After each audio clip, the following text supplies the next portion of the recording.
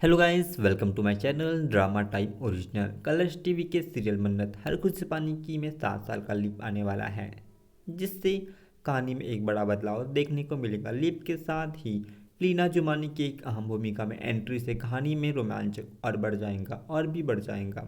इस लीप से मुख्य किरदार मन्नत और विक्रांत के जीवन में स्पष्टता बदलाव आएंगे, जिससे उनकी भावनात्मक गहराई और नए संघर्ष के साथ उनकी कहानी को एक नया आयाम मिलेगा। लीप के बाद मन्नत का जीवन पूरी तरह बदल गया है। वह अपने अतीत से दूर इंदौर में बस गई है। अपनी बेटी दुआ की परवरिश की जिम्मेदारी संभाल रही है। मजबूत होते हुए भी भावनात्मक रूप से सतर्क मन्नत अपनी माँ श्रुति की मृत्यु से जुड़े धोखे और अनसुलझे सच के दर्द के साथ जी रही है। लीप के बाद उसके किरदार में लचीलेपन, त्याग और अपनी बच्ची की रक्षा करने का अटूट संकल्प झलकता है।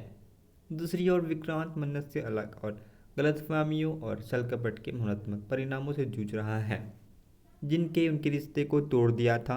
बाहरी और सफल दिखने के बावजूद विक्रांत अपनी निजी जीवन अधूरा है, जिससे वह नए प्रभाव के प्रति संवेदनशील हो जाता है। यह कहानी में लीना जुमानी का किरदार प्रवेश है। यह यशिका के रूप में विक्रांत के जीवन में नई महिला के रूप में नजर आएंगी, जिससे कहानी में एक नाटकीय मोड़ आएगा।